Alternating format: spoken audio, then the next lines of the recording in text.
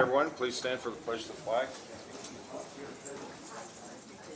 I pledge allegiance to the flag of the United States of America and to the republic for which it stands, one nation, under God, indivisible, with liberty and justice for all.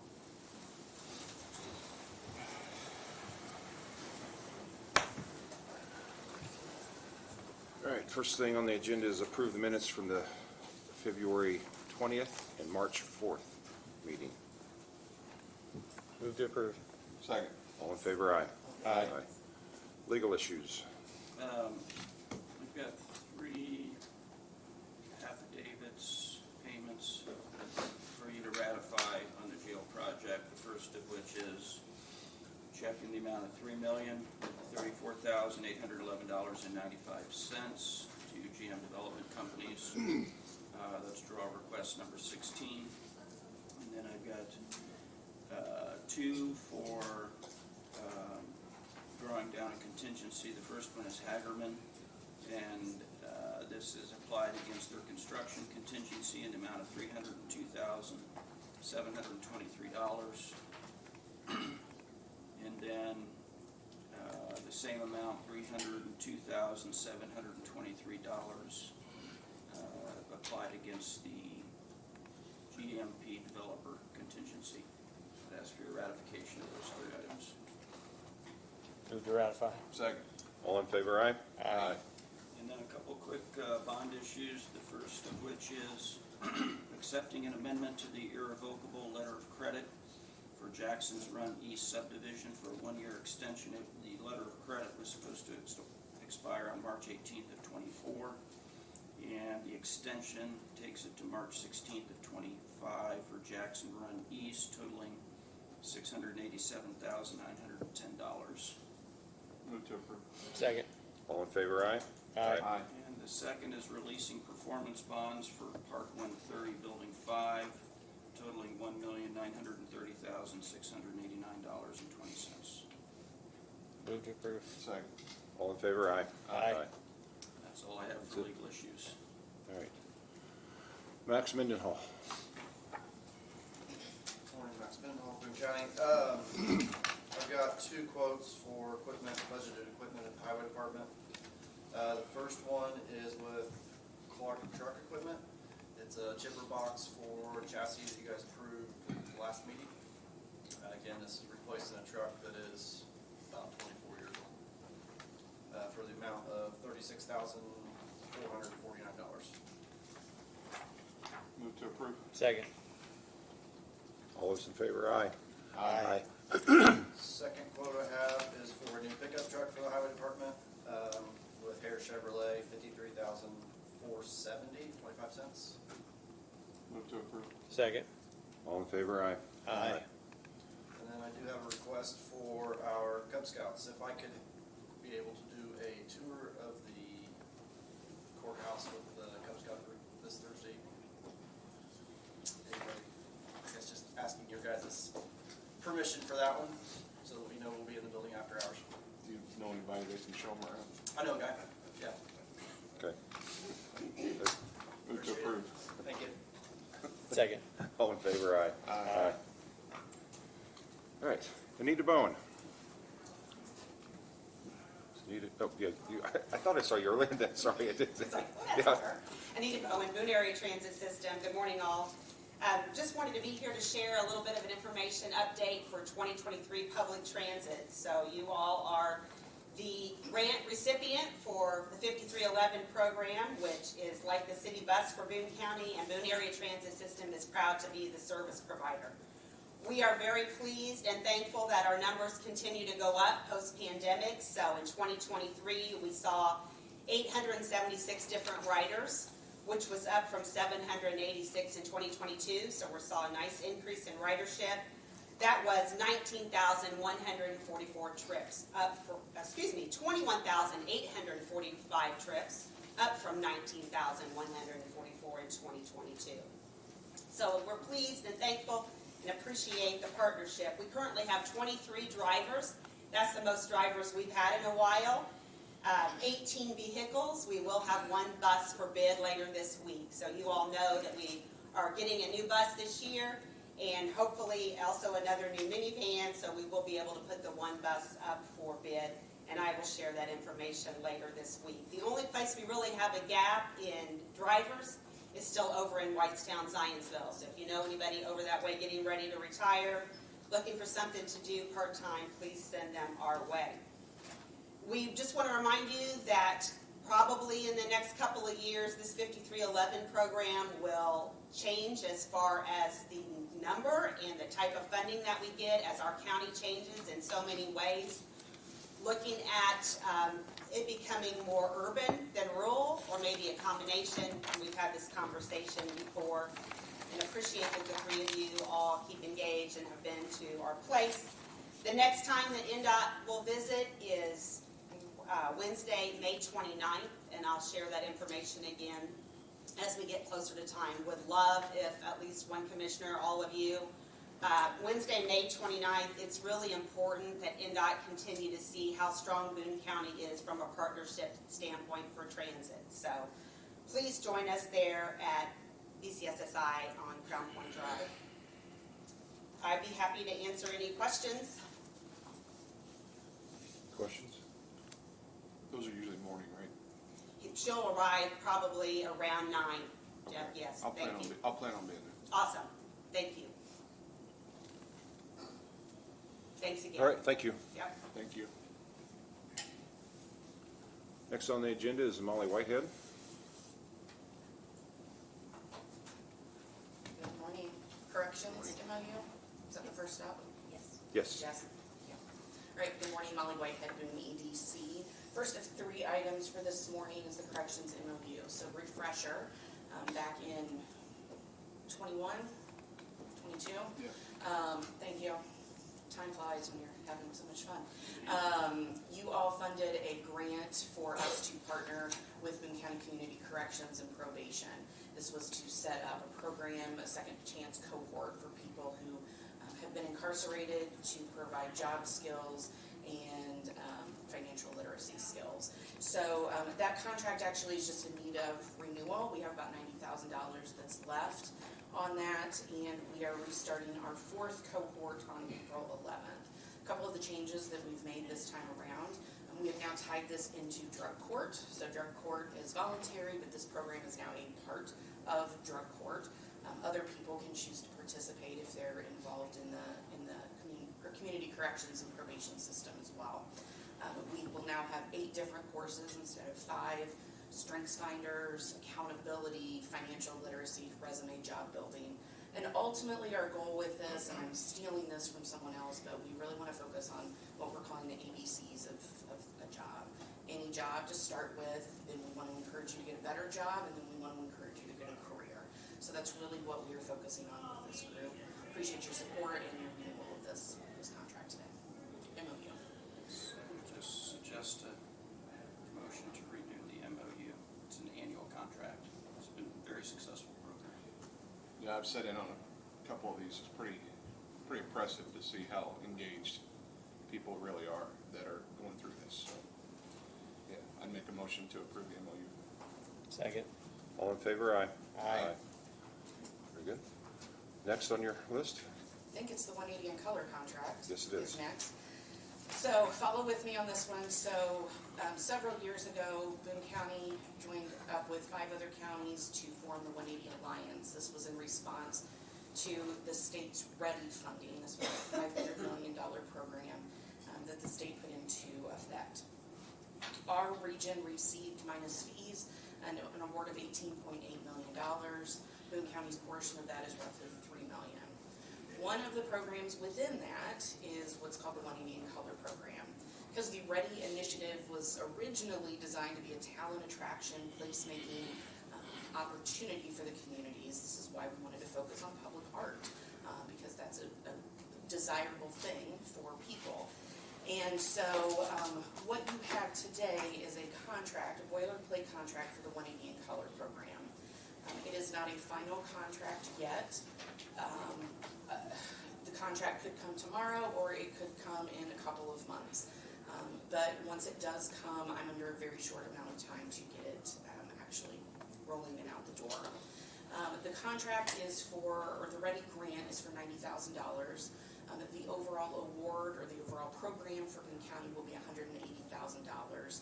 And we issued an all call out to all of the municipalities, minus Zionsville, as they chose to go with a different region, to join in on this. And we have projects that we're working on in Advance, Thorntown, and Lebanon for this one. Once we do actually have the executed contract, we'll be doing a full public announcement of what those actual projects are. But what I would request today, because time is of the essence, is pending legal approval and review, if you all would be comfortable signing that contract once it does arrive, to allow us to move forward quickly. Yeah, I've reviewed the subrecipient agreement with the MPO, and it's a very standard agreement, so I would request that you approve the form of the agreement and then authorize execution once we get the final form. Since I'm here in town, it makes sense to approve me to sign on behalf of the board if you guys want to do that. I'll make that motion. Second. All those in favor, aye. Aye. There we go. Thanks. Okay, last thing, no action needed today, but I wanted to just kind of close a loophole with all of you. Also, as part of that Ready 1.0 program, the Boone EDC, we led a housing and utility study for all of Boone County. We have a one-pager that will be released probably in your inboxes later today, and then that full report is finally available. But just a couple of highlights so you understand where we are and where we as the Boone EDC may be considering in the future. Some of this stuff shouldn't be a surprise. Population growth over the past 10 years, 308% in Whitestown, 33% in Zionsville, and we know we lost population in Advance and Thorntown.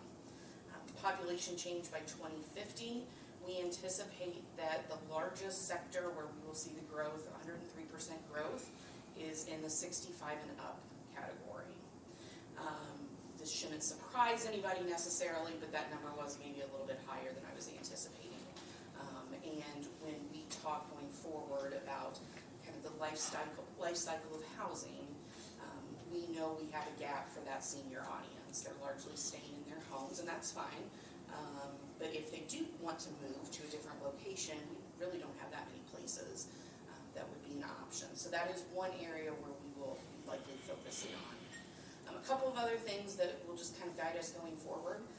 We know that 22% of Boone County households, they live above the federal poverty level, but they cannot afford a survival budget. That's to be an incredibly high number. That's roughly 50% of the households in Advance, Lebanon, and Thorntown, and even 17% of Zionsville households fit this category. So we know that that's also a challenge. We know by 2030, if current census projections hold out, that we will need 5,642 housing units just to meet the demand. If LEAP projections are correct, by 2030, that number balloons up to 8,200 just in the next 6 years, which we all know is an incredible amount. We also know that we asked kind of going back to what do you need to survive, what do you need to make, especially for the hourly workforce. We know that a single adult plus one child needs to make at least $20.87 an hour to make a bare bones budget here in Boone County. So what this looks like going forward, we know we need to be looking at a diversified housing stock. We know that we may need to look at some higher density options for, especially maybe for a senior audience, maybe more appropriate. We hope some of this data will help inform incentive discussions over the types of companies that we want to recruit and retain here in Boone County. If they're not paying wages that are sustainable here in Boone County, that should come into consideration when any of our elected officials are considering incentives. And of course, this also has a plan for utilities that outlined, especially for the Western 3 communities, what the not only demand is, but what their capacity is. So all of that for Boone County will be made available. Stephen will get a copy as well. That'll be in your inbox as later this week. And then if any private entities want access to that report, you're welcome to reach out. Any questions? No, Tim and I were on the call with the company that did the study, and felt like it was really complete and well done. I just make a comment, and these are the questions that I asked as we stepped into a more intimate setting with some elected officials, and I just want everybody to be thinking in the terms that as we look at this increase in population, as we look at these increases in density of housing, that comes with other things that happen along with it. And so that's what we're trying to stay ahead of, because when you increase the density in housing, then obviously you have increases in crime rates, things like that as well. So we're trying to make sure that we're, that's a discussion, ongoing discussion I'm having with this company and others about how do we stay ahead of that, knowing that those challenges can come. The good thing is most of our, as Molly mentioned, most of our companies that we're recruiting to be here are higher paying companies. So that tends to be a little bit better in that result, in that field. But there is still that result comes as you increase density in any neighborhood. So just something to be aware of. Can I ask a quick question? Yeah. What's the difference between the federal poverty line and the survivability? That's a good question. I'll get the answer to you. Okay. 9 o'clock on a Monday morning. Yeah. I presume the survivability index line is somewhat higher. I just didn't know. Well, Higher than what? Than the federal poverty line. Yes, it is. We know that, Boone County, we know that housing here in general, when you look at the Indy metro area, Boone and Hamilton County, it is, I think you know these numbers better than I do, the median household or median house sale price is over $300,000. 370 or so. And so we know that it's just significantly more expensive to live here. There are some rents even down in the Whitestown area going for $2,500 a month. So when you talk about okay, federal rate, but then if you want to actually live in Boone County, the impact for you all and for the council, right, is that as we want more people to live here in Boone County and work here. That's obviously a difference in tax dollars, but we definitely have a mismatch in the types of jobs that are here and how much you can afford to live here. Thank you. Anything else? Very good. Thank you very much. Thank you. Have a good day. Next on our list is Mr. Andrew Early.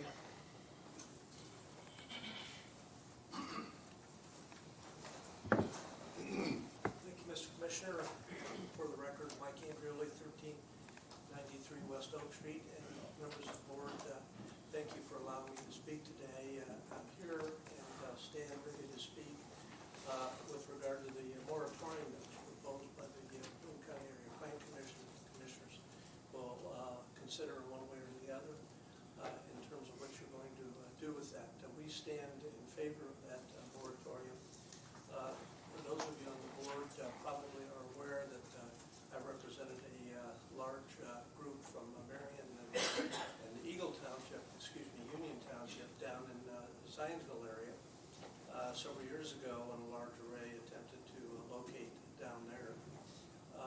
In the Plan Commission file, since part of it was in Marion, part of it was in Union, it carried over into two jurisdictions. They didn't get one vote by either Board of Zoning Appeals, either the county or the town of Zionsville. But through the process, we generated hundreds and hundreds of pages of documents, including sworn testimony from experts on land diminution and professors from out east that were more aware of the impact of solar arrays in particular and their cost-benefit ratios. Indiana is not particularly well suited for those. What we learned over a period of years is that and in generating probably the same amount of pages of documents since that period of time is that, like most things that emanate from the federal government, they're not all appear to be what they seem to be.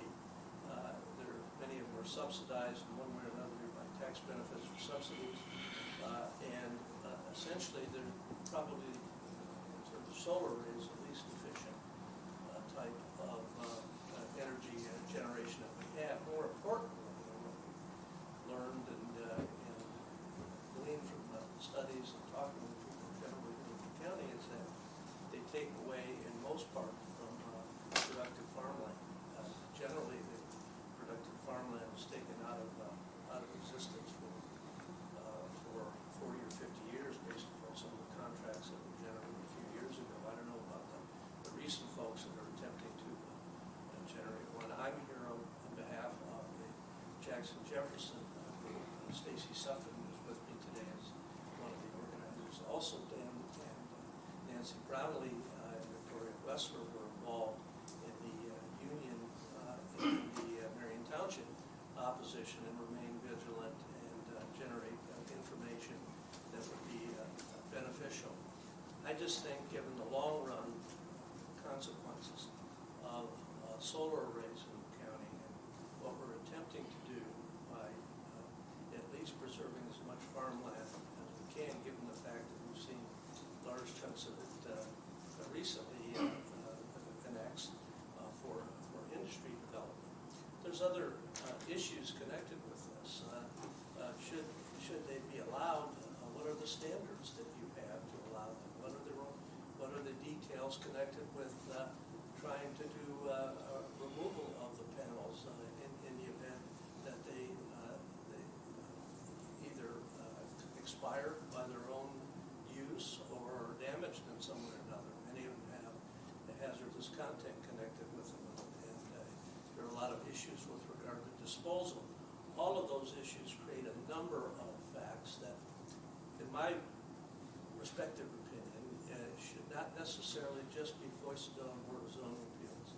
They have enough long-range ramifications for a county, especially since you're, I understand you're redoing your master plan and some other things, that they ought to be investigated at that particular time and see what information can be generated. I'm not one that believes that simply by having a moratorium based upon the fact that you need more study of these things as part of the master plan will generate litigation. I don't believe that. I don't believe that advice would be highly probable in my respective opinion. Others may disagree with that, but at least in my opinion, and quite frankly, that's the purpose of county government. That's the purpose of the commissioners with regard to being the stewards of the zoning ordinances. That's your role and your role alone. You have input, of course, from planning commission, from the community, those types of things, but those are within your singular responsibility, and suggest that it would be a good idea to go ahead and adopt that. That's my position. I know Victoria has a very short note, and then we'll sit down and hear any other suggestions or any other comments. One other thing, I have heard that in terms of solar arrays, that they generate income for either the municipality or for the county in the way of tax base. Gentlemen, it is not as if in the last year and a half we have not generated enough industrial development in central Indiana, particularly in Boone County. Most of it's almost all of it's in Lebanon. But we are going to be able to have an industrial and commercial base here in central Indiana without that being a necessity of trying to take productive farmland out and replace it with what we believe is solar arrays that are at worst, at best, inefficient as in central Indiana, given the fact that we don't have as much sunshine as they do in Arizona and places like that. So I'll let Victoria speak, if permissible, Mr. Chairman. Absolutely. And then be happy to answer any questions or come back up if the need arises. Thank you. Thank you.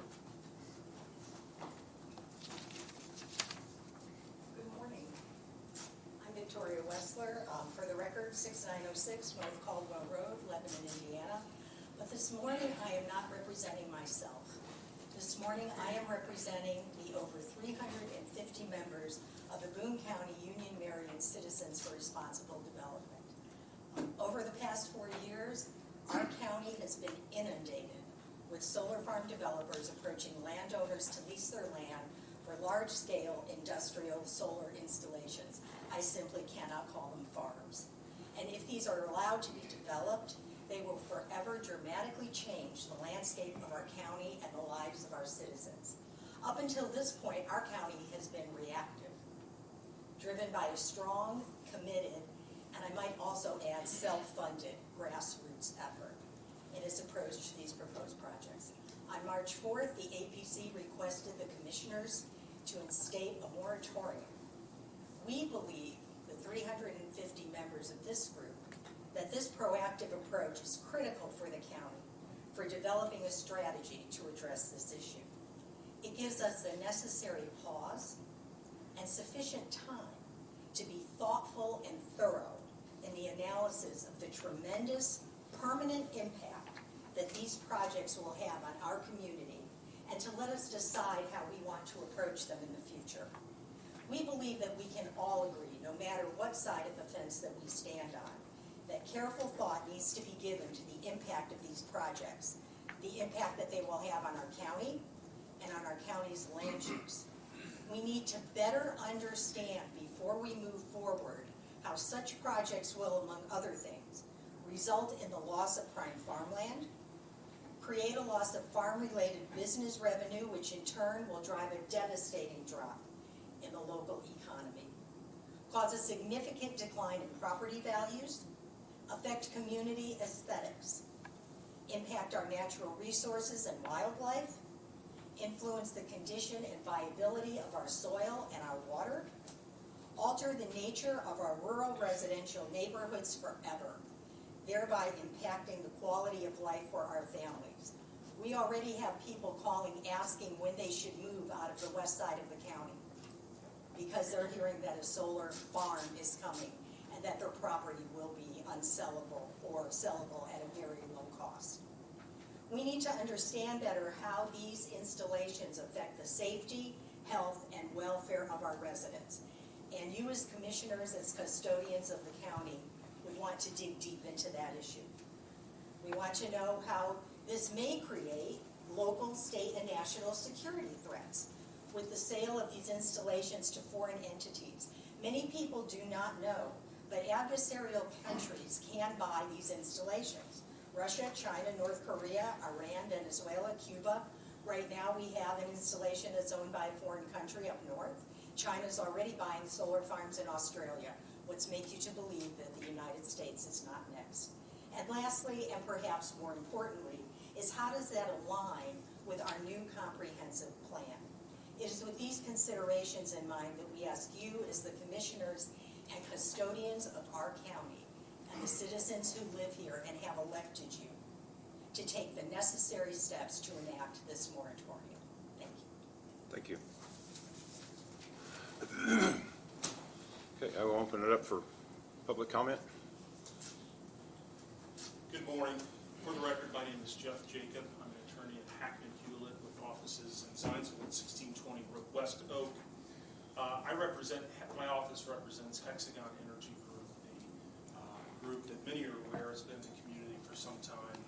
I've got Jordan Burke from Hexagon with me this morning, and frankly, I'm disappointed that we're here in this venue having this discussion, and a little surprised. As I've talked to Hexagon and Jordan over the last several months as I've been involved, my encouragement was to continue to get out in the community and talk to folks like yourself and engage Plan Commission staff, state and local officials, community groups to continue discussions about solar energy facilities and figure out what it is that Boone County and Hexagon can do as a collaborative effort to, on a particular piece of property, to develop a solar facility. Now, some of you may be aware that Hexagon currently has about 3,000 acres south of Advance under contract for the purposes of a solar development. I guess what's disappointing is that during the discussions that Hexagon has had with Plan Commission staff, that I've had with various state and local officials, we get quite a bit of pushback, and I appreciate the comments that Mr. Andrew Oling and his client have made this morning, because those are a lot of those we can address and we can specifically mitigate. But to take the extreme measure of a plan commission initiated, which I am curious as to how that happened, but what final decision the plan commission made to initiate this request, it seems like an extreme measure. And what you're doing by saying, hey, listen, we're going to put a stop on any certain or specific type of development, let alone one that has been actively in the community, sends a very strong message. Number one, that you're having the discussion, but number two, what you do is you stop the discussion. There are steps that can be taken that are less extreme, that perhaps should have been taken years ago if this was a concern. But when you've got a company that actively is pursuing a business venture, it seems to be a little bit fundamentally unfair to coincidentally, by happen chance, find out that this is being considered at a meeting this morning. So our request would be to continue having discussions at a local level with Hexagon. If there are intermediate steps that can be taken, we'd love to partner with you in sponsoring some of those changes to your ordinance. But don't take this extreme measure of, suggesting that you're protecting your comprehensive plan. If you're protecting your comprehensive plan, then let's protect it. Let's stop all development for 2 years. But don't focus on one business that has actively been discussing with the community on how to develop. And so my ask would be that you move this to, you turn this down, you don't consider a moratorium, and don't stop the discussions with companies like Hexagon, so that you can partner with them or collaborate with them, and that the county works with the project rather than having it done to them. So thank you. Be happy to answer any questions. Thank you. Anyone else?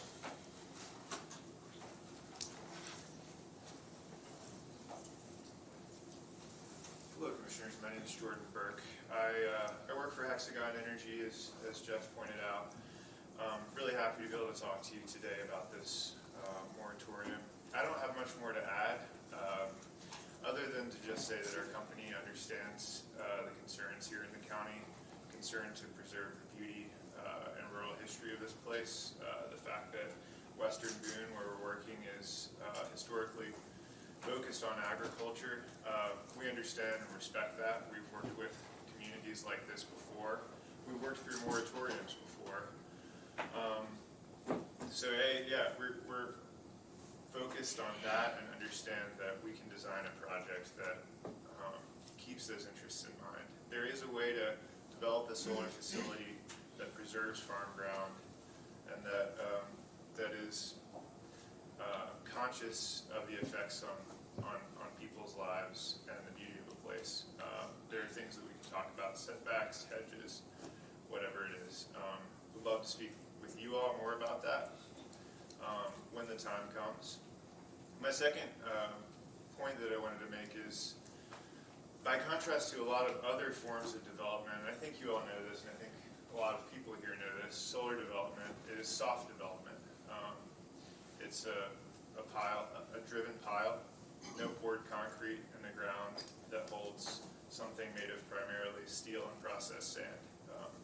75% glass, a wafer of silicon, which is processed sand. So these things can be pulled up at the end of the life cycle of a project, and as a company, we put money aside for that will be available to you all to do that if and when the time comes. The reason farmers are interested in working with us, and we're working with a lot of old farmers in Western Boone, is they don't believe this will permanently affect or erase farm ground. Not only can you farm within a solar facility, and we are exploring how to do that on this project. We've already reached out to a number of folks to collaborate on that. Not only can you farm during the operation of a project, but when a facility is removed, the soil is decompacted, topsoil is rested for 40 years. At that point, you're going to have excellent farm ground that you can resume operations on. We don't buy farm ground, we lease it, and we return it to landowners. And the goal is to do that in good shape. So, yeah, I think that ultimately we're here to do right by the land, to listen to you all, to listen to other community members and farmers, and would respectfully ask that you consider what Jeff was saying and consider a more modest measure, not a moratorium. But in any case, I respect what you all are doing, respect what the Area Plan Commission is concerned about, and I just want you all to know that, regardless of what you decide, we're here to work in good faith with you and to talk about how to do solar development well. Thank you for your time. Thank you. Other comments? Mr. Andreoli, please.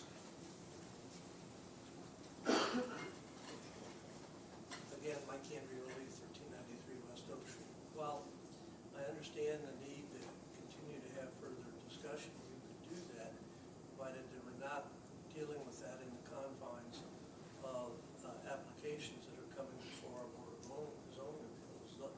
That's the reason why I think the Plan Commission, Mr. Merson's here, he can speak for himself, suggested a moratorium on this, so we can get those kind of information and not have to deal with trying to accumulate information during the consideration of an application.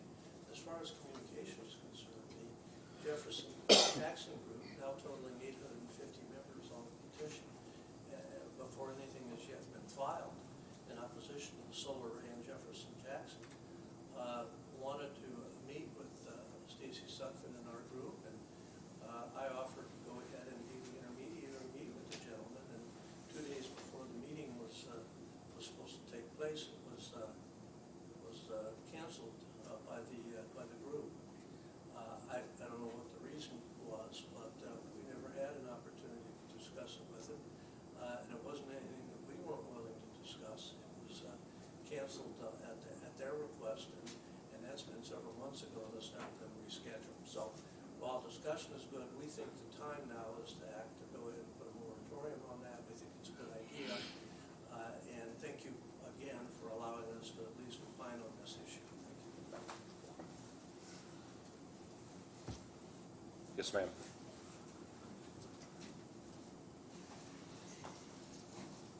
Thank you for letting us speak today. My name is Stacy Sutphin, and my address is 327 Advance West Wall Street. I live right on the edge of Advance and Jamestown. I have a Jamestown address. We are representing today a group of over 850 concerned Jackson and Jefferson Township and Boone County citizens who are adamantly opposed to the proposed industrial solar development in western Boone County. This threat to our homes and our way of life has deeply affected our community. One of the biggest concerns around this has been the secrecy and the aggressive influence of the developer who has come into our community, and it's caused great distrust amongst our residents, strife and real anxiety for many of them. I've been getting on average about 2 calls a week of people who are so concerned about their property values that they're questioning if they should sell and try to get out now, what should happen next. So again, I appreciate that there's a want for transparency and discussion now. I'm thinking we might be a little past that from our perspective as a community. We are also aware that they have actually hired influencers to come into our community, an outside group. And again, that feels very uncomfortable for us as a community, and it feels like it's a very aggressive way of getting us to feel better about a project that we do not feel good about. As commissioners, you are our custodians. We need your help to relieve our citizens of this anxiety. It's a serious problem for us in our community. We worry every day, has something been filed? Is something happening that we don't know? I hear a lot from people in our community about, oh, it's a done deal anyways. That's not true. We know that's not true, but that is the feeling of our community right now. We ask that you enact this moratorium and that you allow us an opportunity to have those discussions comfortably without fear. And we are afraid in our part of the county. We're small towns. We will be wiped off the map if we put 3,000 acres of solar panels in our community. It's just going to be the truth. We don't need solar panels there. We have a beautiful community, and we would like to keep it that way. So we do ask that you will do the moratorium and help us to create policies that will protect our rural residents, our schools, our neighborhoods that we love so much, and that we have a very thoughtful approach to any type of program that is coming that would be solar or wind or the new thing of carbon sequestration. They're frightening things for us in our community, and we need an opportunity to have those discussions and to be fully educated. We do a lot of education on our Facebook group right now. It's primarily focused at doing education. We've talked to people all over the country that are way down the road in this, and they're not happy. They're very sad that these things will come into their communities. In most cases, I won't say all, but in most cases. And we need to look at what's happening in other parts of our own state right now. One solar installation in Pulaski County was a 4,500 acre approval, and in 3 years they've taken 25,000 acres of ground. And I would like to also say that I think our community, we know development is coming. We understand that. We're smart people. We see these things coming, and it's not that we're opposed to development. It's not that. We're not opposed to progress. We are opposed to things that will literally destroy our community and put us in a situation where we have to be worried about our property values, our safety of our children in our schools, damage to our road, all of the things that we can talk about that are not the highlights of the solar developers playbook in our community. So thank you. I will leave information here too. We would love for all of you to join our Facebook page. It's educational. We try to keep it educational, and would love for you to be able to see some of that information and also see what's happening in some of those other communities that are real. They're really happening. And we need to get all that information to all of you. Thank you. Thank you. Yes, sir.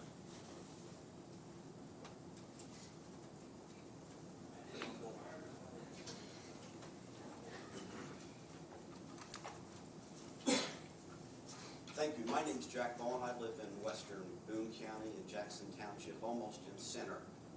I live pretty close to Center and Harrison Township.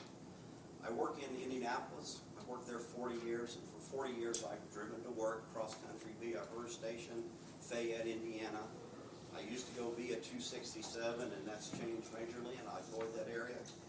I went via 334, and now we have Anson, and I avoid that area. And things are really changing in the county, and a lot of us have seen that. We've seen a lot of growth. And we've seen some places where they've tried to bring growth, and maybe we've been against it, and we've had annexation. Well, I lived on the same family farm since 1902. This is a deed for my property. Been in the family for a long time. We're farmers. I'm under contract with Hexagon Energy to lease my farm to a solar farm, or to become a solar farm. And I kind of take an objection when people say, oh, we can't call it a solar farm. Well, I exactly call it a solar farm. Right now I lease my property to another neighbor to farm it because I can no longer really afford to farm it anymore. I have no elevator. I have no elevator in Advance. I have no Boone County co-op elevator in Lebanon. I have no Lebanon Feed and Grain Advance elevator, excuse me. I have to go as far as like Galvin Grain to get rid of my grain. That really exceeds what I can do on a small personal 100-acre farm. So I'm leasing.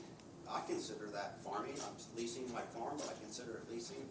I'm simply going to go and lease it to a solar company. I still see it as farming. I agree with my friend Stacy in the fact that there's a lot of fear in the community and a lot of worry. But I think a lot of it has been generated by this Facebook and social media things that we have going on. I see a lot of the things that they post there, and I call it clickbait. It's something to really worry you, get you worried about something that maybe you don't understand. If you click a lot of these stories open and review them and look into them and Google them a little bit or give them some thought, you find out that a lot of them are really based on nothing. I don't see this as being any big detriment to the county. I do know that I can see growth coming. I can look out my front window and I can see the big white monster that we built as a refrigeration unit. As I go into Lebanon, I come in from the south side, I see the new baseball complex, I see the the new housing, I assume we'll probably have a couple more gas stations out there and some more housing, maybe some restaurants. So town is coming to me. It's coming. And it seems like anytime you want to stop town, town's just simply annexed. If someone wants to build some apartments or a residential district or a subdivision and it goes against what the county wants to do, the local town just annexes that property and you just go ahead and do it. So I feel like town is really encroaching on me. And I kind of feel like that these solar panels or solar farms are a buffer to that it's something to kind of stop it from coming my way. Before I signed up for the solar panels, I went and talked to some of my neighbors and asked them, what do you think about this? What should you do? I have one neighbor that has property on the Mount Zion Road near 532 that told me that he's already been contacted by companies wanting to buy his piece of farmland for a ridiculous amount of money. So it's coming towards me, and I feel like that I don't want any more big concrete warehouses in my area. And to be frankly, people might disagree with this opinion, but I don't want any more houses in my area. I don't want any subdivisions. And I can easily see one of my neighbors getting into financial trouble and selling his farm off to some builder or whatever, and bada bing, I got a subdivision next to me. If you want to bring up my picture too, while I'm up here, what I was actually going to go to was this picture first, but I just feel like that some of the things that are being put out there on social media is just scaring people. It's causing people way too much worry. And Hexagon did hire a company. It's called Calvert Street Group, because the people from Hexagon went out to some of my neighbors and tried to talk to them about this plan, what it was going to be, what it was going to look like, what our plans were. And by the time this happened, these people were so worried, they were so concerned about some of the things that they'd seen on social media that they were just like, I want no part of it. I don't even want to talk about it.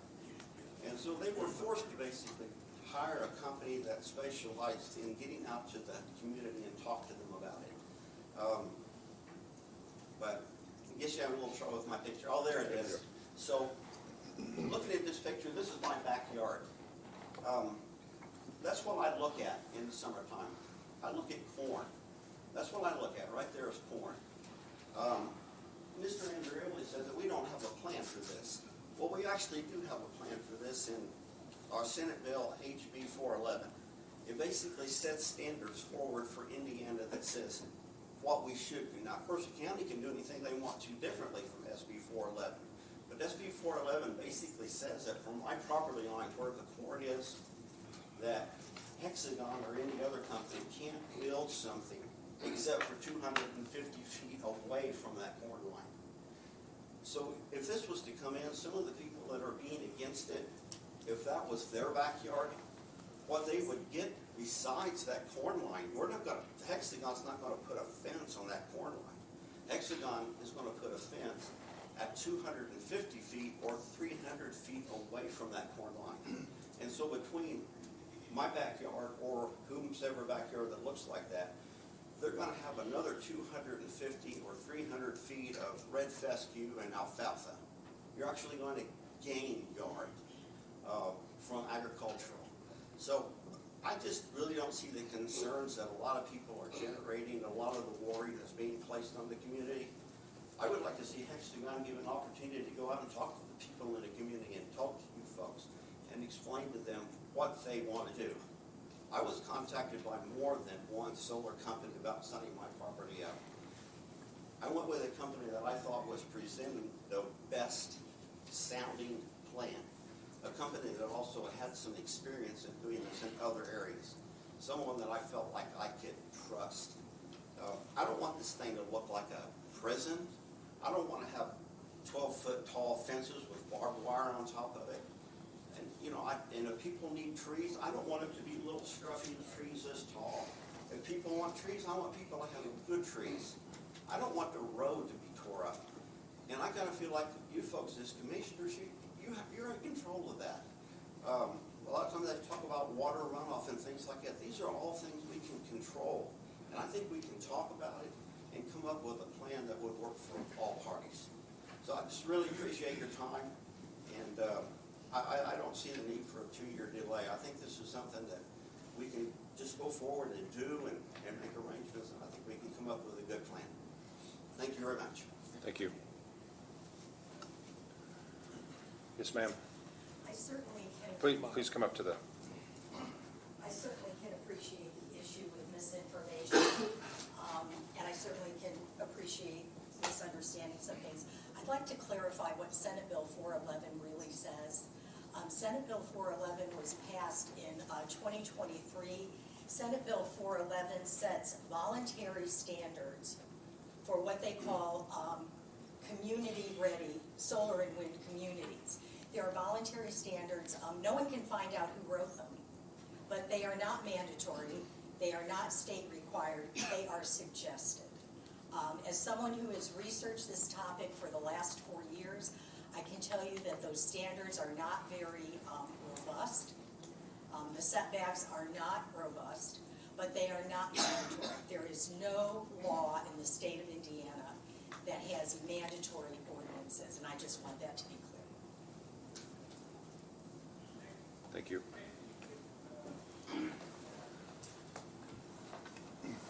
She's correct, 100%. Those are suggestions. I will stand right here and say that my agreement with Hexagon is 250 foot.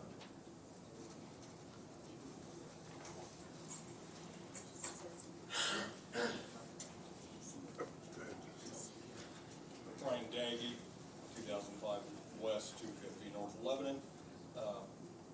I'm just going to stand up here and say that Boone County Farm Bureau has talked about, I talked to you gentlemen, and want to reiterate, we support the fact that the Boone County Master Plan through ABC is overdue for an update. We support the fact that they're going to be coming forward and talking about doing that update. We think it makes good sense to do that. Because the ABC requested the moratorium, and as I understand it, we're not talking about a ban, we're not talking about approval. And because of the complex issues here involving private property rights, the ability to protect neighbors, and everything that zoning is intended to do, we think it makes sense to go ahead and go along with the APC's request for a 2-year moratorium and look at how these issues enter into it and incorporate those into a new master plan. Thanks. Thank you.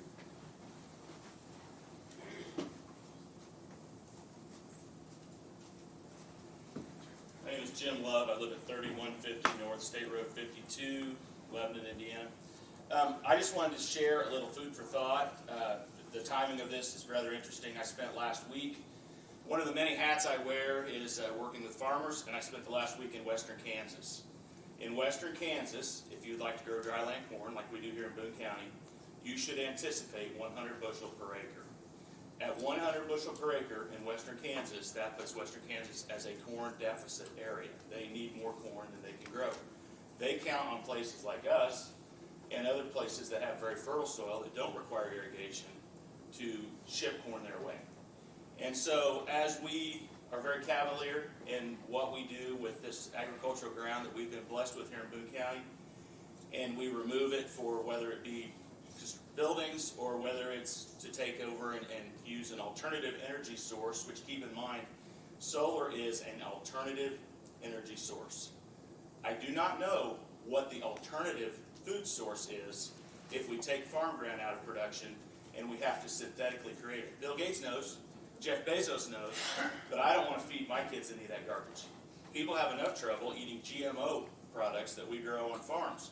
I can only imagine the outcry that would be if we have to start eating cornflakes that are synthesized from oil pumped out of the ground in Saudi Arabia, turned into cornflakes and fed to our kids in central Indiana. So as we look at this land, we need to think about the fact that we've been blessed to be stewards of some pretty doggone good land that does a good job of growing corn without any additional water. There are lots of places in this country where there are places that these installations, if we must have them, would be better suited because the land is not nearly as productive and doesn't cost as much to grow a bushel of corn. We also are blessed here where we have great demand for corn. So turning Boone County into a corn deficit area is much of a fool's folly, and we are doing our children and grandchildren a great disservice by doing so. Thank you. Thank you. Yes, ma'am.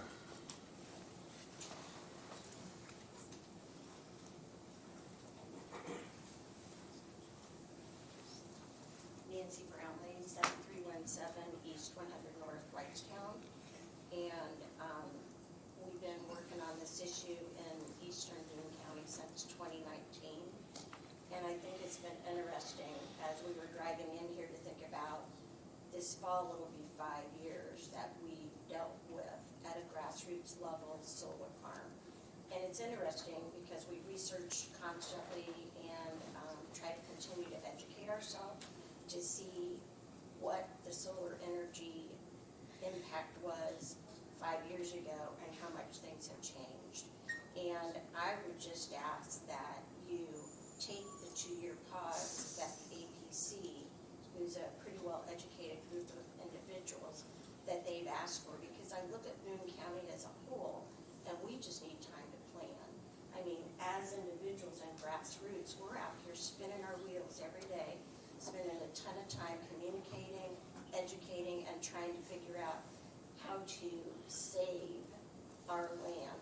The majority of people want Boone County to be farmland or responsibly developed. And I think that responsibly developed is what's really key here. On Saturday, my husband and I spent 3 hours at the Zionsville meeting because we're Whitestown address and our kids go to Zionsville school system. And we're in Zionsville once we were annexed.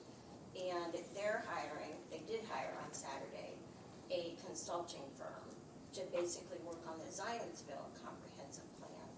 And when I look at what's going on in eastern Boone County, western Boone County, northern Boone County with LEAP, it's like, I feel like we're out of control. And I think that asking for a pause to help work together as government and commissioners, overseers of the whole county to really responsibly develop. One of the consulting firms said on Saturday that their anticipated growth for Boone County is 3 more Zionsvilles in the next 20 to 25 years. So if you, and that's obviously not all in eastern Boone County, it's going to be all of Boone County that's going to have to. And when I listen to the IEDC or Boone County DC report on housing, we just need to be responsible. That's all we're asking. I'm not even going to debate solar right now. I'm just saying, can we take a pause and be responsible for our development? Thank you.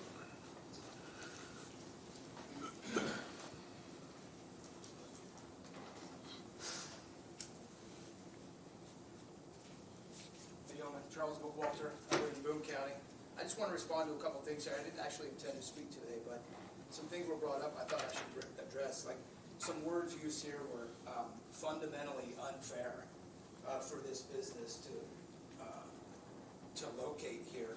And I just want to remind everybody what we're talking about, that he said it's an extreme measure and fundamentally unfair. But what is an extreme measure and fundamentally is unfair is that these companies are doing this with federal subsidies. These are federal taxpayer dollars that are being used to come in and put these panels here and buy this property. That's what's fundamentally unfair. It's not extreme or fundamentally unfair when we approach it from our perspective. And I think a lot of people are concerned because of this lack of transparency, the lack of transparency that occurred in the last few years with the LEAP project and the water draw from the Wabash down here to Boone County. These deals are, I was in on these meetings. I was in and I were a standing room only of people in opposition when the mayor said that the only way that these deals are able to be accomplished are if they're done behind closed doors and with federal taxpayer dollars. They said it on the record. So it's known that that is the way that these deals are being done. It's behind closed doors with federal taxpayer dollars. That's what's fundamentally unfair. That is what is fundamentally extreme about this whole thing. And as many of you know, I'm around the 4th Congressional District a lot, talking to a lot of people. And in Boone, this is just a tiny microcosm of what is happening all over the state of Indiana and all over the 4th Congressional District. That people are getting together in opposition of this, what is this Green New Deal energy policy that's being pushed on all of us and we don't agree with it. It's also something that we've added into our questions that we ask people as we're knocking on thousands of doors, gentlemen, thousands of doors that we've knocked on in the last 10 weeks, and we ask them this specific question, and people that aren't here in this meeting right now are directly opposed to this Biden administration green energy policy that's being pushed on us in these rural areas that leadership in the Republican Party is here advocating for. It's like, it's interesting, I can't understand it. And as much as I respect this gentleman wanting to use his farmland for whatever he does, his implication is that this is his private property and that he can do what he wants with it. I don't know how many times I hear that as a defense, and I'm just diametrically opposed to that.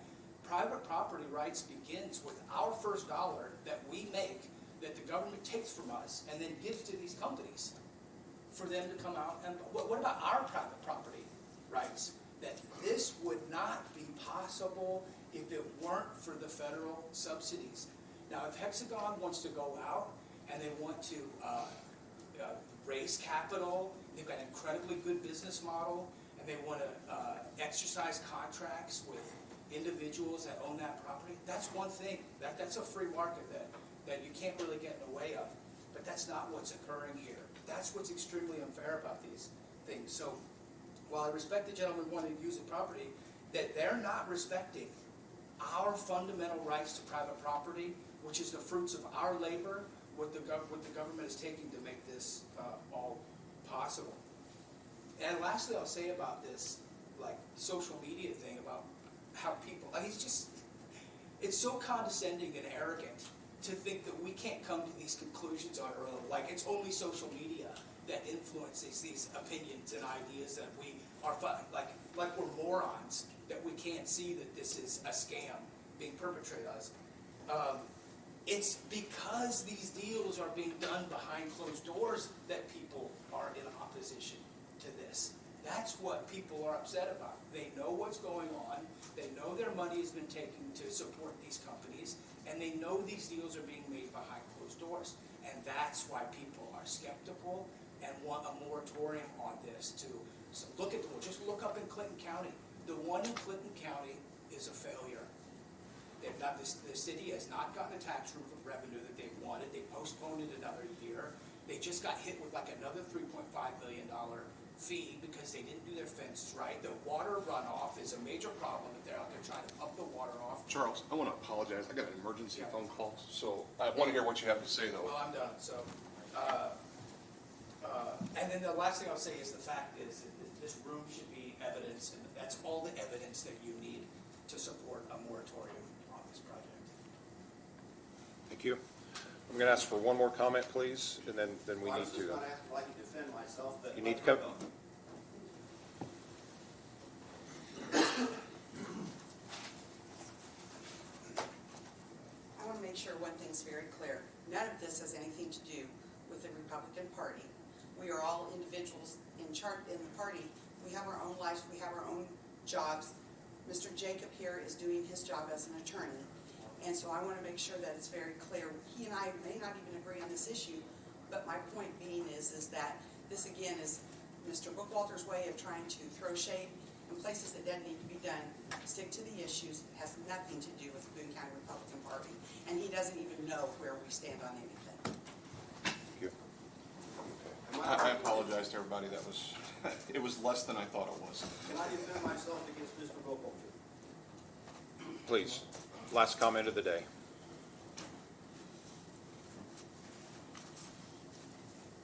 Mr. Bookwalter said that I could do with my property as I pleased. I don't remember saying that exactly, but I'll go as far as saying it is my property, and I feel like that I should be able to do with it as I please, as long as it doesn't hurt my neighbor Stacy. I'm not looking to put in a racetrack. I'm not looking to put in something that makes noise all night.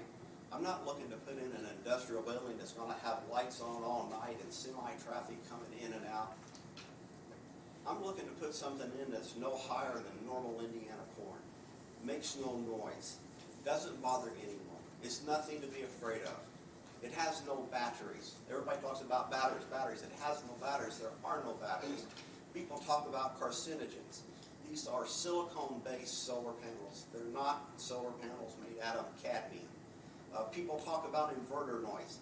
Inverters make a noise at 40 decibels per whatever that is.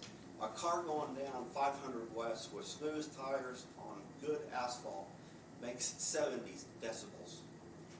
You can't, if we're talking about 40 decibels at 100 foot, I have to divide that 40 decibels into 2. Now I've got it down to 20 decibels. It's not even something you can hear. Transformers shouldn't be put right on the edge of these properties next to somebody's house. I would ask Hexagon not to do that. I would ask them to put these transformers, I think I'm calling them the wrong thing, but I think we all know what we're talking about. They should be placed center of the project, where there's more than 100 feet, where the 40 decibels does go down to almost nothing.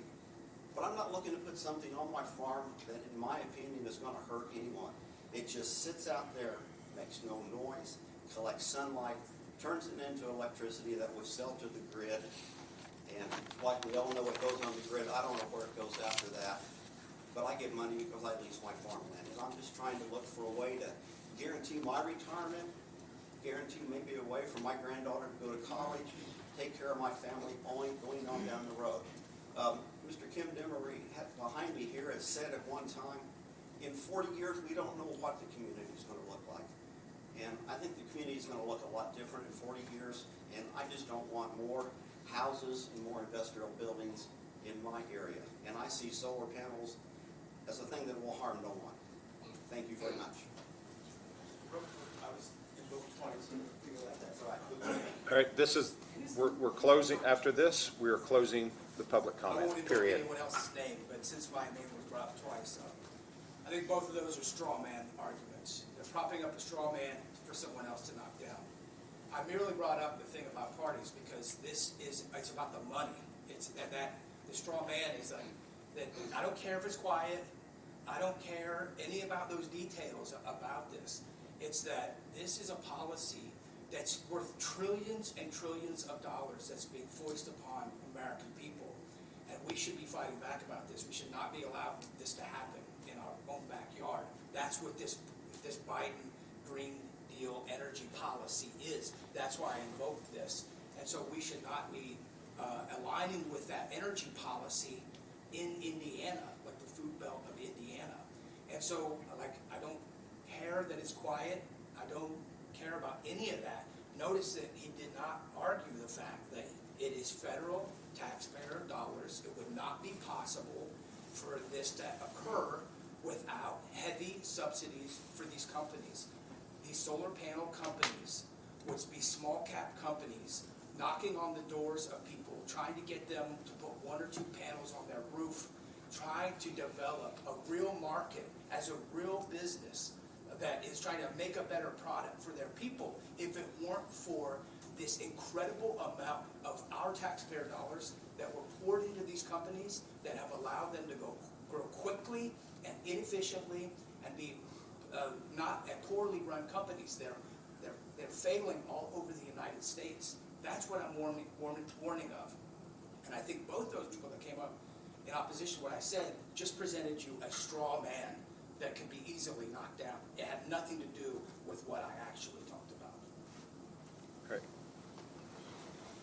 Thank you all for your comments. We appreciate that. Gentlemen, do you have anything? Did you want to say anything? I'll let you go first. Okay. Yeah, I've got a couple of comments I'd like to make.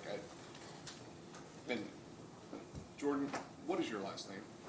Burke. Okay, I didn't write that down. I apologize. I have not met Jordan. I've not had a chance to sit down and talk to him at any length. I have spoken with the young lady that represents Nextera a couple of times. And I've got some concerns that I shared with her. I'll share with this group, and Jordan, you're here, so you'll hear them too. One of the things that I have a little bit of a difficulty with, there's some farmers in the room, and you guys can tell me if I'm completely off base here, but my personal opinion is that you can remove solar panels from the land, and you can haul them away, and the premise that's been thrown out is that you go right back to farming, and I don't believe that's the case. I believe it's going to take several years to reclaim that soil back to a productivity level that it was before. Farmers may dispute that, you may agree, I don't know.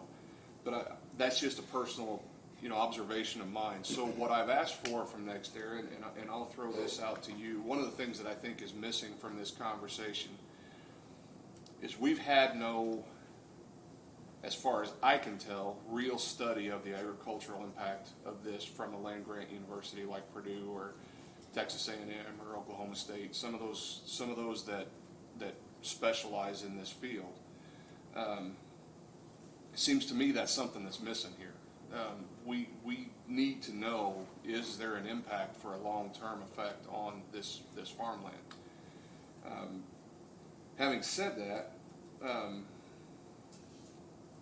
I think there's some other issues that are at play, and Senate Bill 411 was brought up, and I appreciate that that's a set of guidelines. But there was also a bill that we as county commissioners fought pretty hard. Victoria, help me out. I think it's 4 years ago. 2022 was the Okay. home rule bill. Yeah, and this bill in particular took the ability of local governments away to make this decision. And this was a bill that was supported by one of our state's senators, and it was very concerning.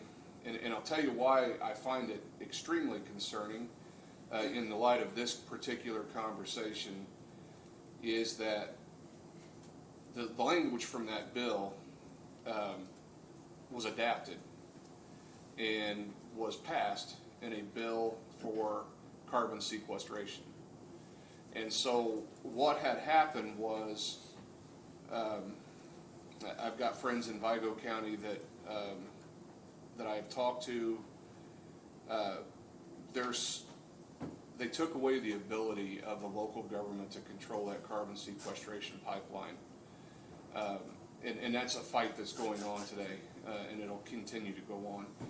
Now, whether you agree with carbon sequestration or not, I don't think is important to this conversation, but what I think is important is it created a situation where the company had the ability to do eminent domain.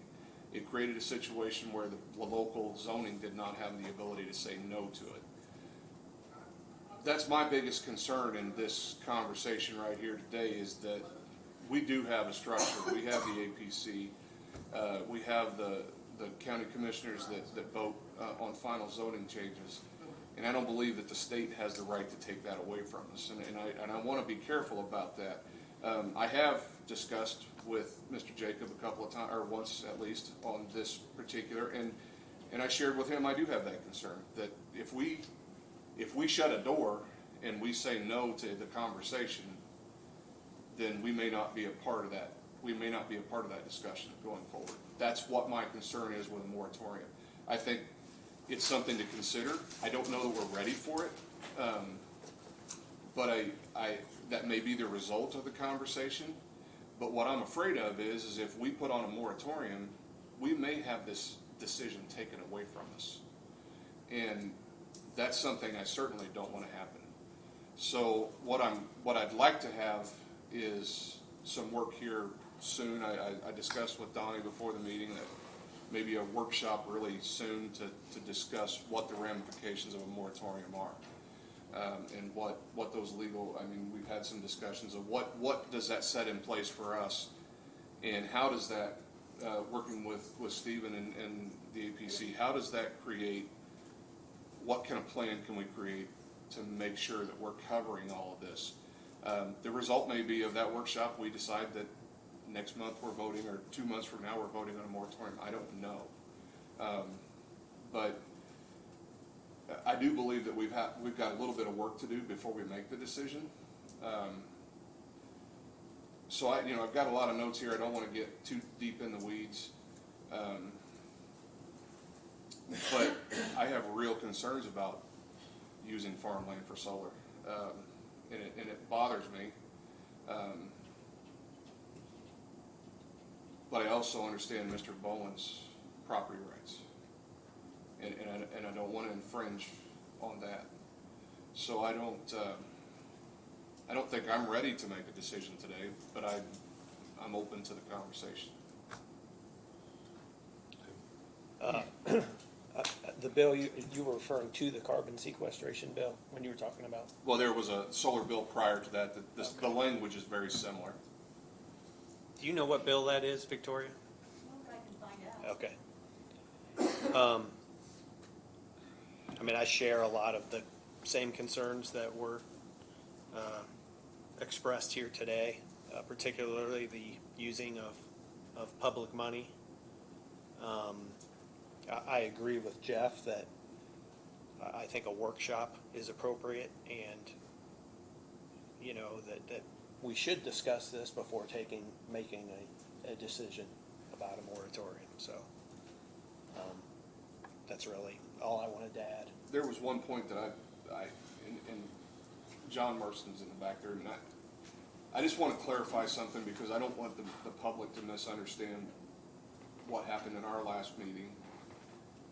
This is not an accusation. It's nothing other than an observation, but there was no action taken by the APC on the moratorium. It is John, correct me if I'm wrong, it's just the members got together and signed a letter. Is that correct? That's accurate. Okay, so I just want to make sure everybody understands there was no vote or action taken on that in an APC meeting. Do you want to?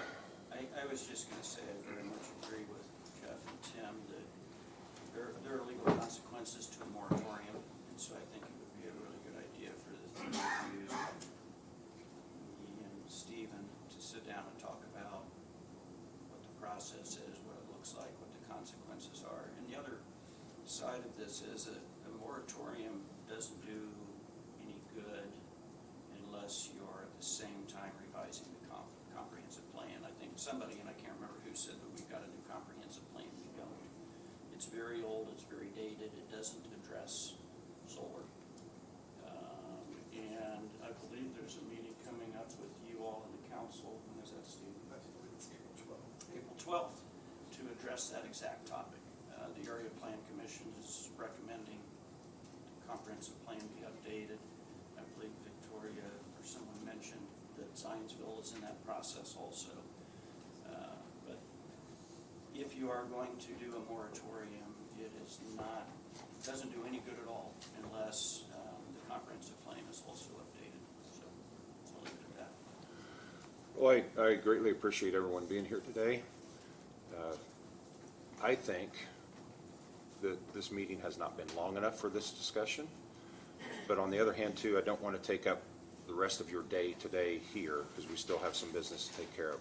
We need to have a separate meeting on this to where we can sit down and discuss what's going on, understand all the data, how it's going to affect everyone. I understand all of that.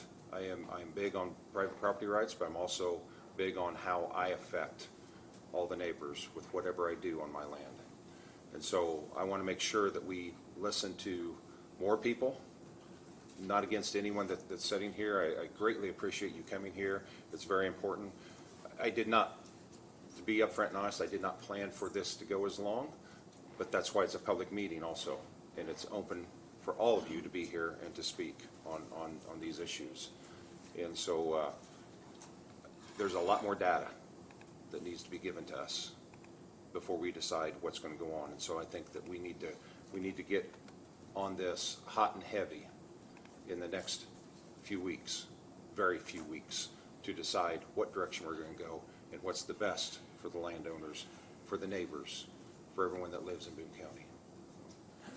Mr. Jacobs. Just, and I know this is, you've sort of closed the public portion of this, but I just wanted to make a few comments to maybe cause everybody to rest easy here a little bit. But without getting kicked under the table here, I just as a local practitioner, I'll represent to the commissioners that Hexagon, so that there's not going to be some filing pop up. We welcome these discussions, want to be a part of it. And that's why we were a little dismayed we thought that that's what we've been in the process of laying the groundwork. So we would love to be a part of the workshop. We'd love to talk about this. And before we file anything, to the extent that we are, we will notify the commissioners so that you all know that it's coming, so that it doesn't, I mean, the rules are designed so people get notice, but we'll take an extraordinary step and be here and advise the commissioners in some form, some fashion that, hey, this is coming. So we encourage soon, but we would love to be a part of those discussions, and I hope that, you know, people, however they receive the information, that they're open-minded about it, and we look forward to those discussions. I appreciate that, and I think it's so important for us to have a larger facility, because obviously we're full already here, and that we have a open discussion and bring more people in a larger area to discuss this and hear everyone's. I'm around, and so is Hexagon, and we will gladly participate in those conversations. Thank you. Once again, thank you all for being here and making the comments, because I greatly appreciate that. All right. Wait a minute. I moved my agenda. Sorry. All right, back to our agenda. On-call utility. Yes, this is an agreement with Kimley Horn. As you may recall, Natalie Parks had been working with myself and the Highway Department to revise the right-of-way ordinance, which you did adopt. There is some additional work she's doing, particularly with Nick and his staff, on a utility accommodation policy that is part and parcel of that ordinance, and then the eventual rollout of it, when it's going to take effect, and notifying all of the vendors and utilities and that type of thing. So Natalie has recently moved from Infomap to Kimley Horn, so we thought it was important that she can just continue to work, but it'll now be through Kimley Horn as opposed to Infomap. So I reviewed the agreement. It's a very standard on-call agreement, so I would recommend your adoption. Make that motion. Second. All in favor, aye. Aye. All right, Nick Parr.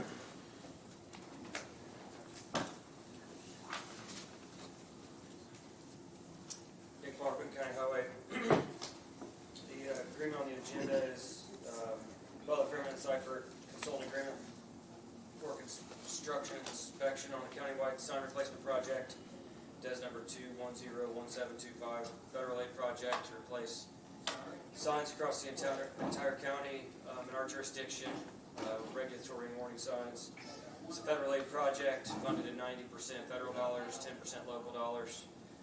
This agreement is on the NDOT LPA consultant boilerplate, and we have worked through the scoring process and had to work to the second highest scoring firm due to some staffing issues at the highest scoring firm. And this project's set to go to letting and has a pretty tight timeline on getting all of our documents submitted. So we're requesting execution of the NDOT, or the LPA consulting agreement for that project. Move to approve. Second. All in favor, aye. Aye. Next on your list. The other agreement is for Reith Riley Construction. They were the lowest bidder on the paving project. It was recently opened at the last commissioners meeting for resurfacing roads in various townships. This is a 100% locally funded project, part of our budgeted road preservation dollars. We have worked through everything with the consultant and requesting execution of the agreement. It's on our standard construction contract documents, and they have submitted all of their post-bid submittals that are required by the contract documents. Requesting execution of that agreement. Move to approve. Second. All in favor, aye. Aye.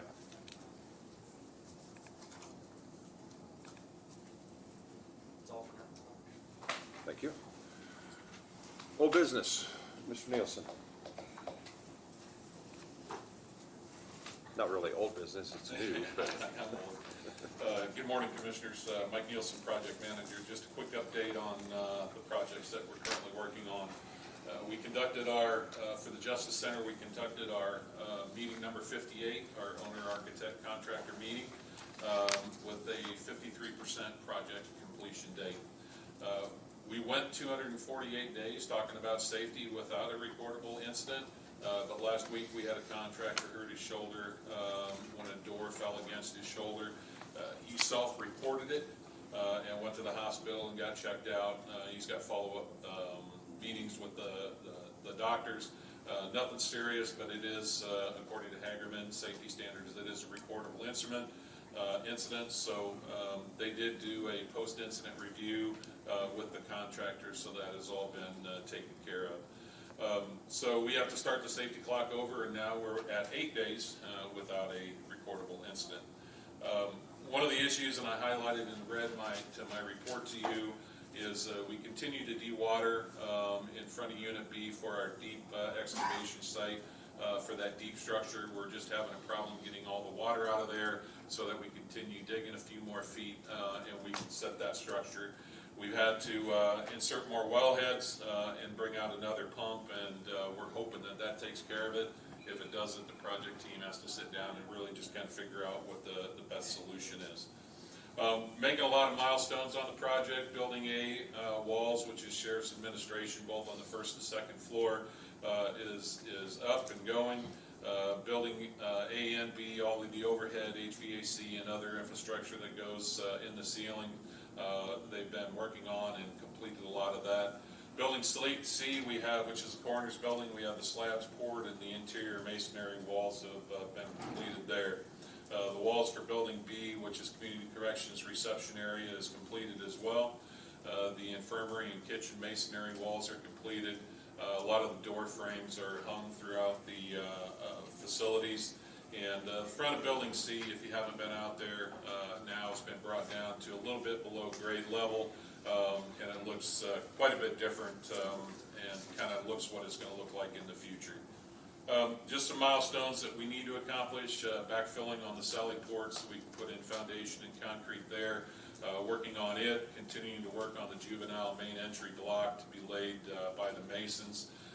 Exciting because the painters are actually going to be on site getting the block walls prepared and ready to paint. And we'll soon start the drywall installation as well in both Building B and Building A. Time Clock Plus program going well. We are on track for the integration, working with everybody, guts, commissioners, HR, and the auditor's office to try to get the integration done for both the prosecutor's office and the county highway by the end of this month as per our project guidelines. That is on schedule and going well. Also included is the single payroll voucher, and then we'll have to train the folks on how to use that. NeoGov, we continue to work on the NeoGov implementation, setting up the different modules that we'll be implementing, working with the weekly training and implementation meetings that we're having. And now we started working on the benefits module as well as part of NeoGov. This will be my final report on the K2M 20-year needs assessment project. We've had that meeting. The final report is done. It is in your hands and the council's hands now, and until I'm directed further, we'll close out this meeting, and I'd entertain any questions that you may have. Questions? No, just a comment on the K2M study. The intention is to have that posted onto the website this week so people can look at it, review it. Thank you. Thank you. All right, moving on to staff reports. Area plan, anything? Very good. Max is not here, so nothing from him. Health Department? Good morning, Lisa Yance from County Health Department. I just have a few things I want to touch base on.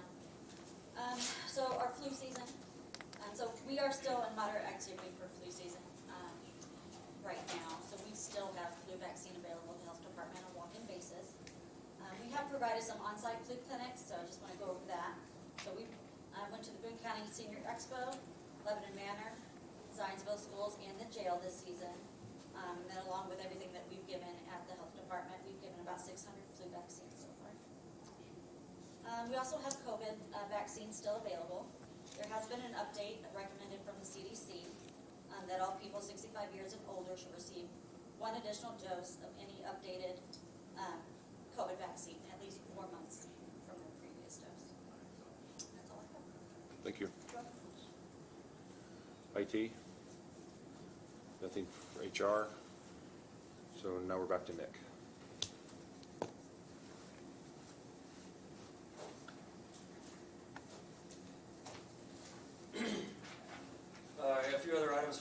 consideration, the project 2023-10 guardrail placement project recently completed.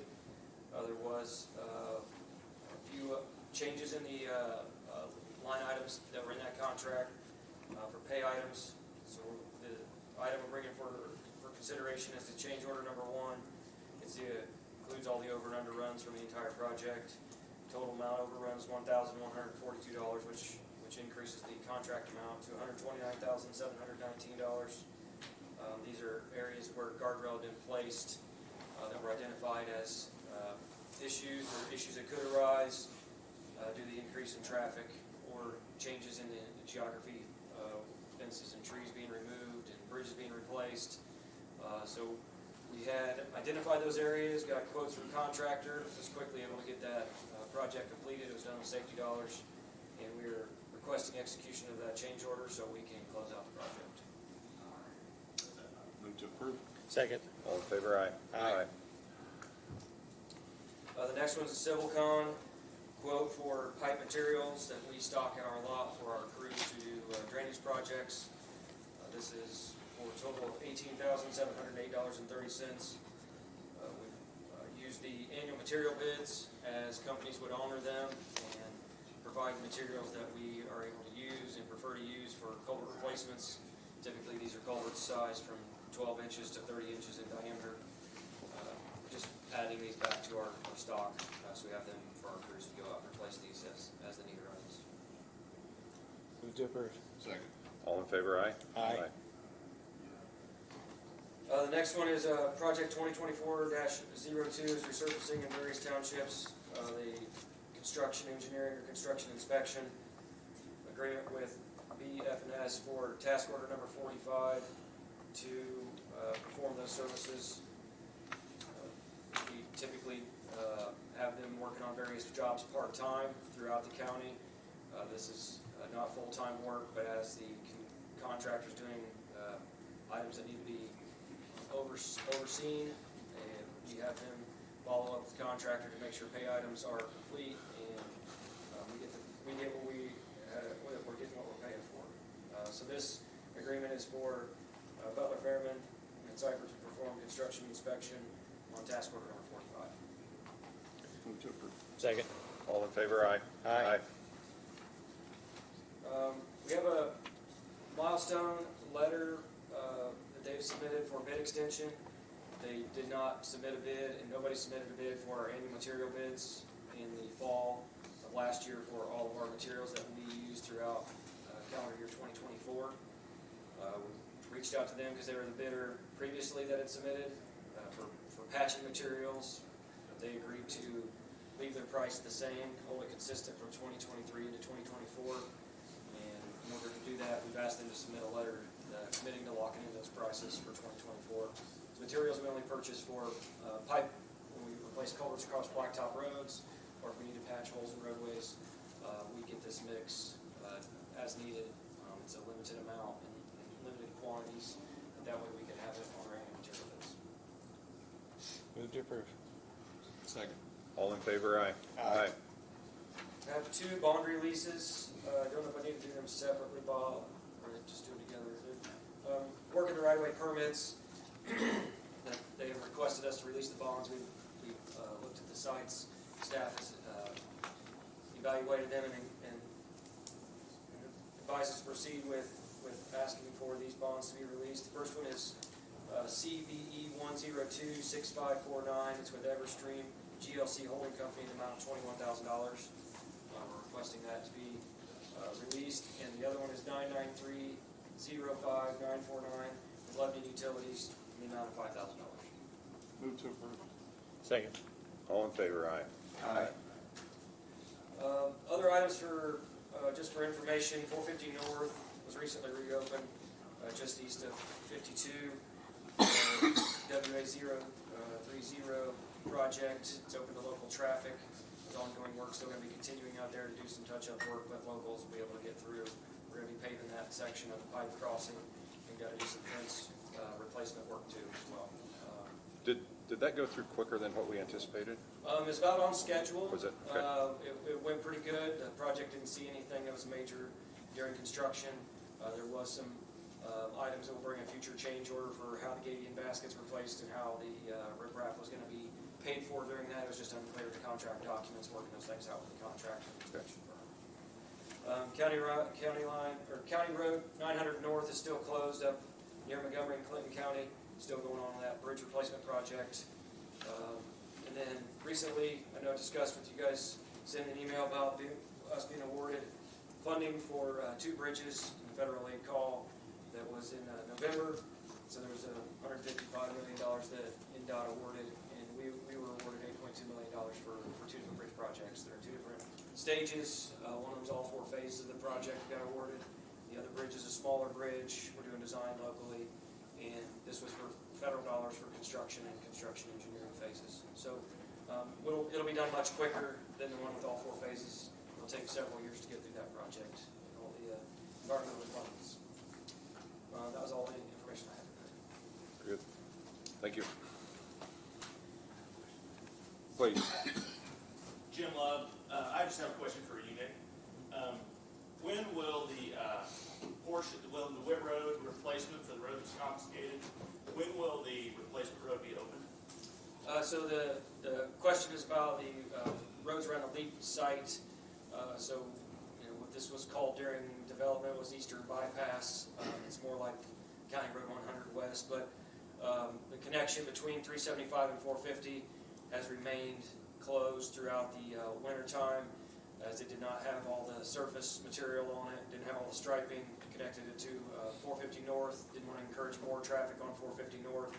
The contractor has sent out an updated schedule recently, and work is getting ready to take back off for the spring. Don't have an open date on when all of those roads will be completed. There's been significant utility challenges on 450 North with lines that did not want to be part of the locating process, so they had to change some redesign work from the railroad crossing to 150 West. There's also 375 connection at 39.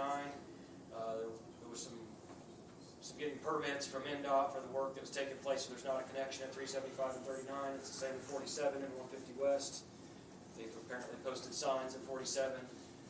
That connection in the decel lane on 47 work is expected to start in the next couple of weeks.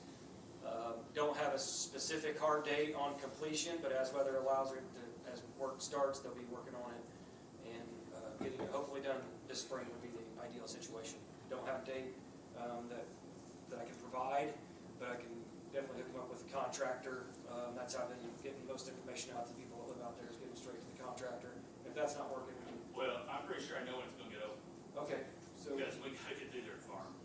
So I drove it yesterday. And So yeah, everybody doesn't. yeah, I mean, I drove it yesterday. We got to move equipment through there. So I mean, that's the most part of it. So that's a Wild West show up there at this point.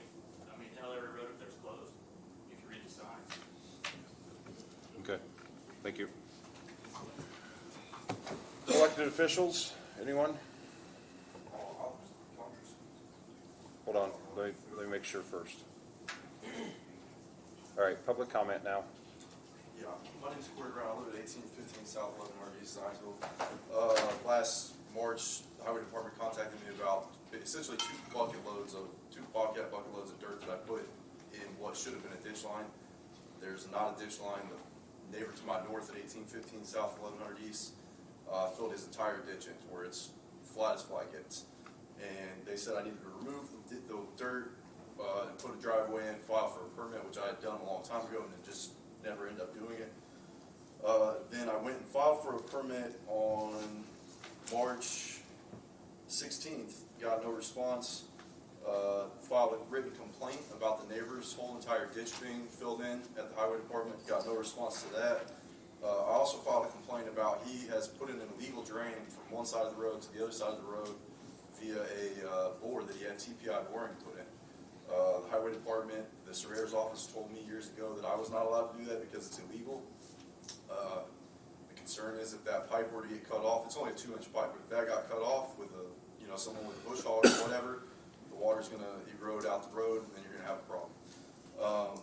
So essentially, the highway department ended up reaching out to me. They said if I could get the 2 neighbors to my south to agree to pay for the pipe then they would replace the pipe at our cost. I contacted them, they all agreed there's been a drainage problem. Person at 1875 South 1100 East, they didn't have a culvert, or if they did, it was completely silted in. You couldn't see it at all. 1855 South, you could see their pipe. There was always about 5 inches of water in the end, on the south end of the pipe. The water goes from the north to the south.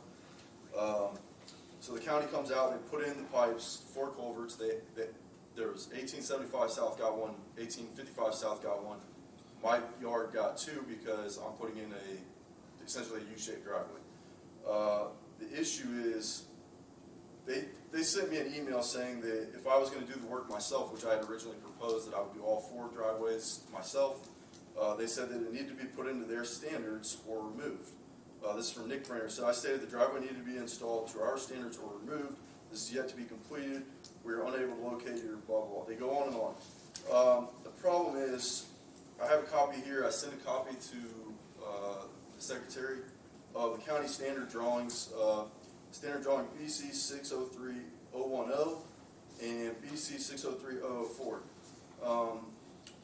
Basically, you're supposed to have 12 inches of cover over any culvert pipe that you put in, and that's from the edge of pavement, 12 inches of cover. My pipe's about 6 feet, 5 feet from the edge of the pavement. So, if you went from the edge of the pavement, if you got 2% crown, you have 1/4 inch per foot, about 6 feet. We'll just say 5 for easy story. It would be 1 1/4 inches. The way it is, I have 3 inches of cover on my brand new culvert pipe. The neighbor to my south, their pipe has 5 inches of water anytime it rains. Brand new pipe.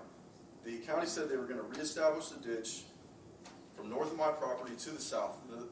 The issue is too that this is essentially the easiest drainage project it could have been. There's 5 foot cuts legal drain to the south that it outlets into, so there's nothing restricting how deep the ditch could have been.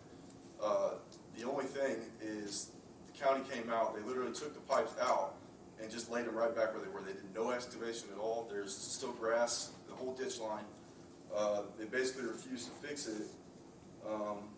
And if I go to pave my driveway, if I got 3 inches of cover, the pavement's just gonna get busted. I mean, we all know that. We've all seen driveways where the asphalt's all busted right there at the culvert pipe. That's not what I want. I don't think that's what anybody wants.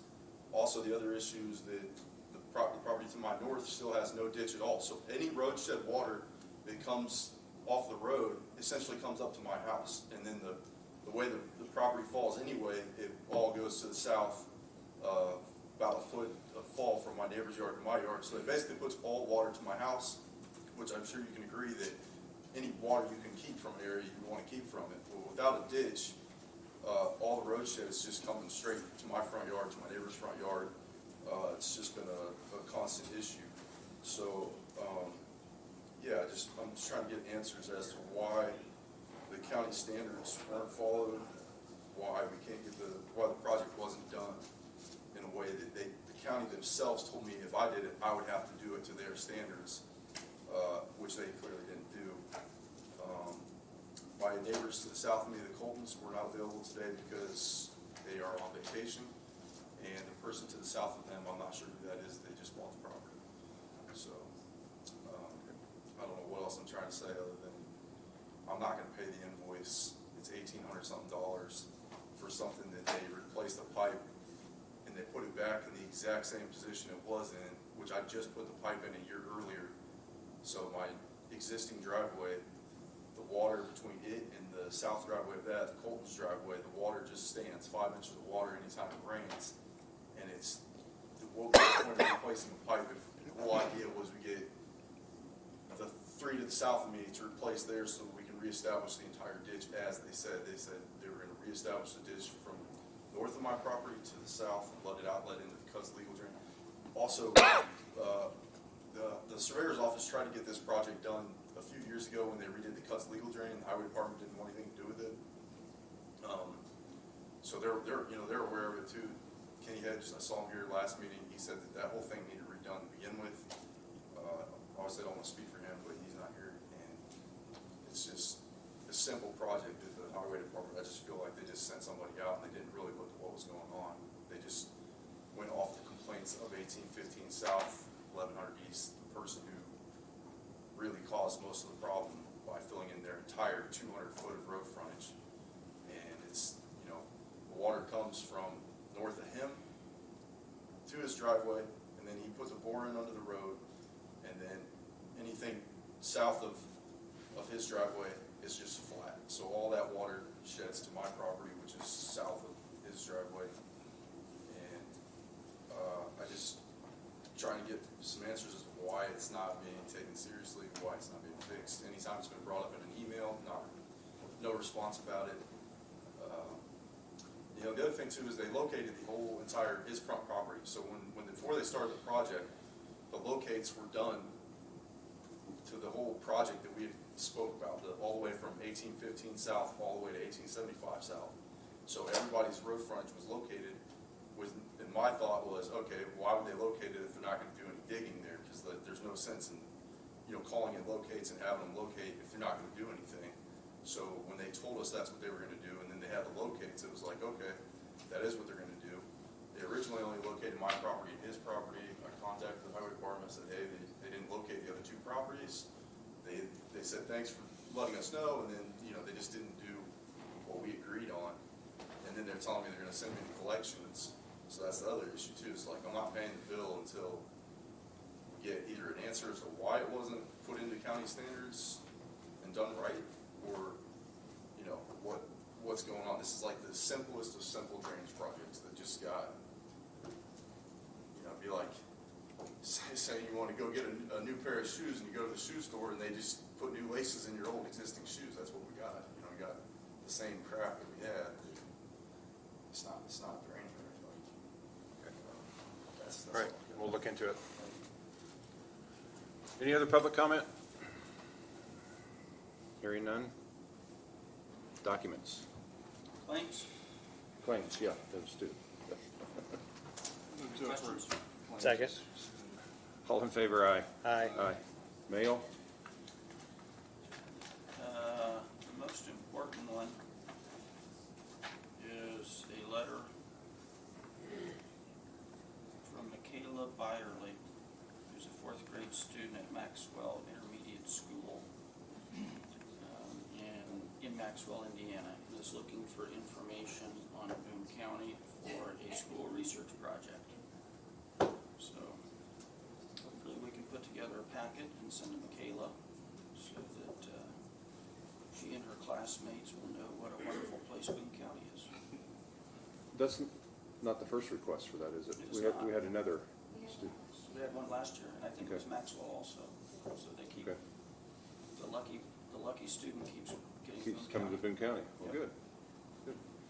All right, Outside of that standard mail. that's it. One more motion. Move to adjourn. Second. All in favor, aye. Aye. Thank you all for being here.